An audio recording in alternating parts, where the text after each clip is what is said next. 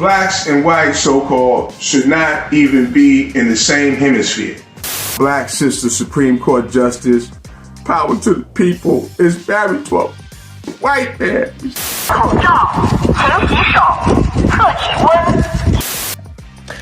We're only talking about two things today, the New York subway attacker and the media bias that's been portrayed on that whole thing. Holy cow, they would have ran in a different direction had a couple of the different variables been different, and also the Chinese lockdowns, which are a dystopian form of holy crap, what the heck is going on? All that and more coming up on this episode of Daily Caller Live. My name is Jobob. Daily Caller Live starts right now. 3, 2, 1. Here we go. That might be the only brown guy on earth named Jobob. That is actually their name, Jobob.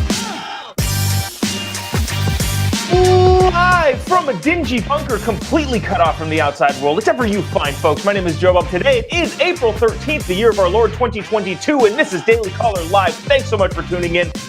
Short and sweet one today. We're only going to cover two things, but I feel like they're freaking important things. The New York subway attack yesterday has some heavy bias going in one direction from all of your media outlets. We're going to discuss that. And then also, there's like 300 million people in China currently under lockdown, which is insane.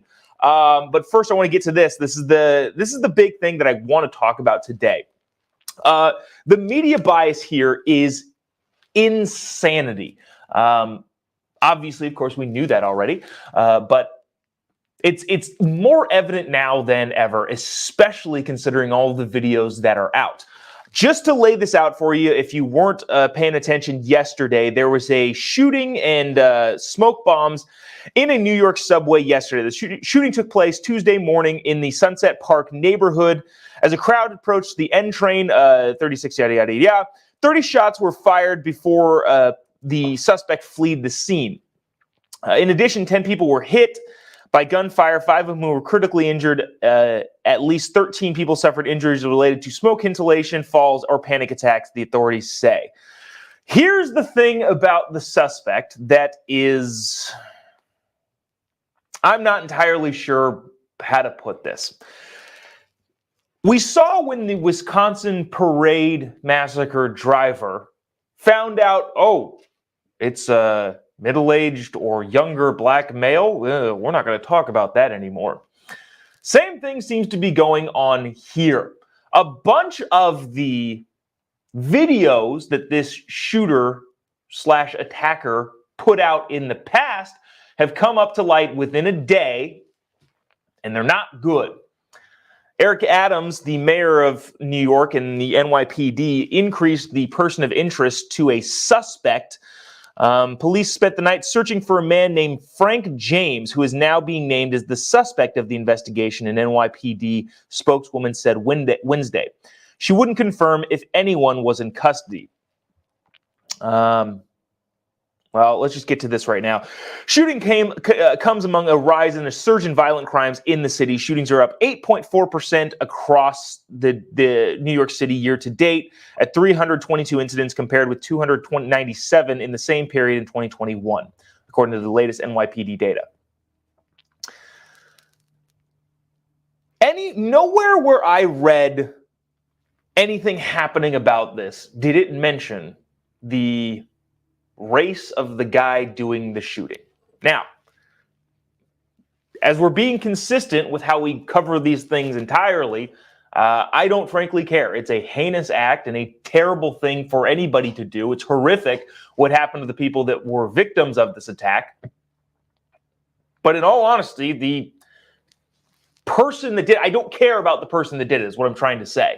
I think they're the scum of the earth and should face the full extent of the United States judiciary system punishment. But if videos had come out and it was some white supremacist dude, there's no question that the New York Times, the Washington Post, the AP, Reuters, all of your big mainstream media people would be all over it. But the fact that it's the opposite means that it was nowhere to be found in any of your articles. The big breaking New York Times article that was like, I don't know, 20 paragraphs long, didn't mention a thing about it. Now I'm going to play some clips here of this guy talking to it, I don't know, his YouTube channel or whatever it is. Clearly, this dude is a crazy person. That goes without saying. But again, while I don't think race matters in so many of these situations, the media is making it matter because of their refusal to cover it based on what seems like the guy's race. I'm going to play some clips for you. I tried to get all of the censoring the bad words. If one of them slipped, I'm super sorry. I don't know. I missed it. But I see a couple thousand of you watching it. I would really, really appreciate you clicking the little like button or the little angry button if that's what you're feeling right now. That's what I'm feeling right now. And the little share button, because people need to see this, because the media as a whole is not covering this. I didn't even see it on Fox News. Drew Hernandez, who's a buddy of mine, posted this on Twitter, and I pulled it down. Andy No also posted this on Twitter. We pulled this video down. I don't think you're seeing this anywhere else. So if you wouldn't mind clicking the little share button, people need to see this. Listen to this crazy person who was the now suspect, not in custody, of the New York subway attacks. Blacks and whites, so-called, should not even be in the same hemisphere. I would have to forfeit my life in order to respond to these bitches and to put them in their proper place. If you want to put me in my place, you have a place too, bitch. And that's a white or black talking. You have a place too, motherfucker. And that's off this planet. That's off this earth. You are a crime against nature and life, motherfucker. There's no other way to talk about it. What do you contribute to life on this earth again? Say this for 50 million times. What do you contribute to life on this planet? Stinking white or black bitch. And the answer is nothing but and pollution. That's your contribution. And that's all you contribute to life here. Pollution. So why the are you alive? You're a parasite. You're a life-sucking parasite that contributes nothing here. What the are you talking about? Prove what to you? Except that I can do something unfortunate that I don't want to do to you. And this is what begging for.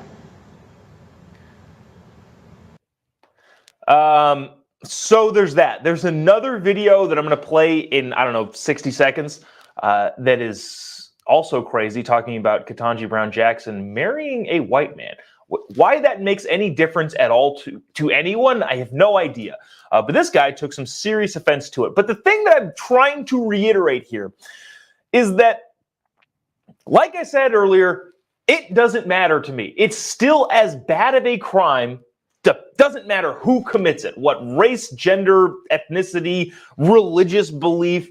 You commit a crime like this, you're an insane person that should be dealt with by the criminal justice system severely.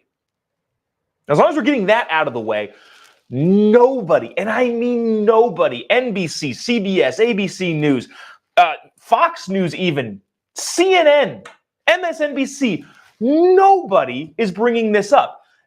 And while I'm not entirely sure that they should overall, if this were the other direction, they 100% would.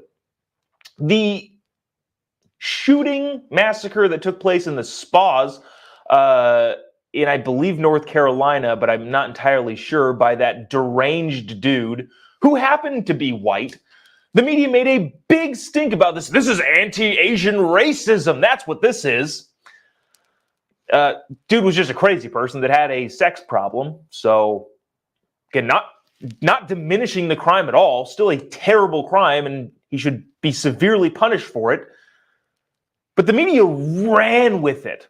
So why then, if they're going to be so quick to run with other stories in the opposite direction, why then is nobody talking about this crazy person who clearly is as racist as anybody in the country? Watch this clip when he's talking about the Supreme Court justice. Click the little like button, click the little share button. This is bananas. I had no idea with that African name that she would be married to a white man. One of my subscribers brought that to my attention. Yeah. Our black sister Supreme Court Justice power to the people, is married to a white man. You see this fucking picture? I don't believe this. Oh, God. Wait a minute. This is the motherfucker. There he is. There he is, right? White man. Black sister. Ketanjate. What's her name? Married to a white man. I'm sorry, that was a little. He didn't even know her. Ketanjate. I think if I said that, I'd be called racist. But he can mispronounce it all he wants, I guess. Yeah, I don't know. This is what we're dealing with here. Like I said, heinous crime, no matter who commits it. But the fact that a bunch of your mainstream outlets are not covering this at all, not even giving it a mention in the 20-paragraph New York Times article, should tell you something. The last time this happened, this was the Milwaukee Christmas parade late last year, where a driver who drove through the parade killed 6 people, injuring dozens. Just an update on that. He pled not guilty in February and is still awaiting trial. Not going to use his name here. Not going to use this other guy's name. Just crazy. The other big, massive story that I want to talk about is what's going on in China right now. This is beyond crazy. You want to talk about tyranny in the United States, because it happened to a much lesser extent than it did in China, but a bunch of your big blue states, big blue governors, big blue politicians were very, very adamant about locking down and shutting people out of society. That doesn't even compare to what's happening in China right now.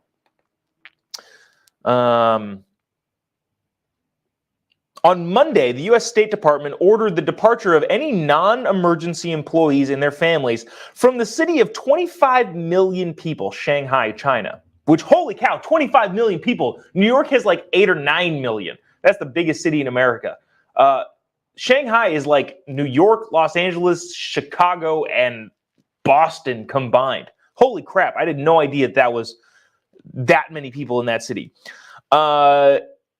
The U.S. Department ordered non-emergency employees to evacuate due to a surge in COVID-19 cases and the impact of restrictions related to China's response. That's what they're evacuating for. It's not because the COVID cases are going up. It's because of the impact that the Chinese government is now putting on the people due to the rising COVID cases. The notice came just days after the State Department authorized a voluntary departure for staff from Shanghai. A travel advisory also urges Americans to reconsider travel to all of China, citing the stringent COVID restrictions, including the risk of parents and children being separated. Yeah, holy crap. China's most populous city has been under a chaotic and uncompromising city lockdown for weeks, with many residents unable to access basic goods like food and medical care. It is crazy in China. So if you don't know anything about China, which you should by now, we are going to have to go through a crazy decoupling from China here in the next couple years, couple decades. We've become super dependent on Chinese products, and we have to stop that. But if you're unfamiliar, China has some of the most strict COVID policies on planet Earth. They are zero COVID policy tolerant. That's what they're trying to pull off in the crazy state of China, or crazy country of China. Here's a couple of videos of some people. So if you speak out against the Chinese Communist Party, you are disappeared pretty quickly and pretty immediately. Here are some people doing exactly that. I wanted to play this because this is if you're just listening to the audio section, you're gonna have to go watch this because it's pretty visual, and obviously you don't speak Chinese, but the subtitles are there, and it makes it, I don't know, man. What's going on here is nuts, and these people standing up to the Chinese Communist Party authority have some guts on them. Watch this. So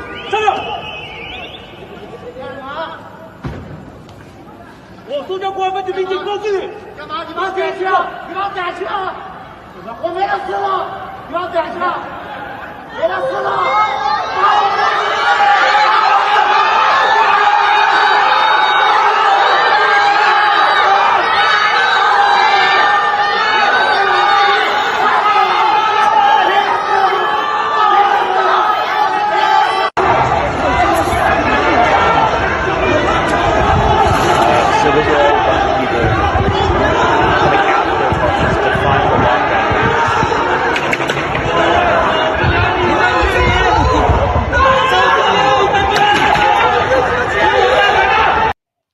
So here in the United States, when you defy the lockdown orders, nothing really actually happened to you. It's crazy that people complied with them, but we saw, especially during all of the BLM protests and riots across the country, that, COVID takes a back seat when it comes to social issues. In China, though, if you protest things, you can be in for a rude awakening when it comes to the Chinese Communist Party. I'm going to keep playing this on, just keep rolling with this. Here's another guy yelling at the cops.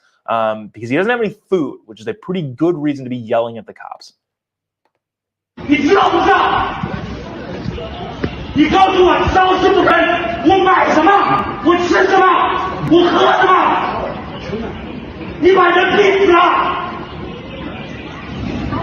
我不多吃，我住不多，我身份证实惠的，我实惠是我父母给你们付了2个月，这2个月他们怎么过的？ 我的外婆独居老人，没有人照顾，你把我们封着，他喝什么？他吃什么？你把人给逼死了。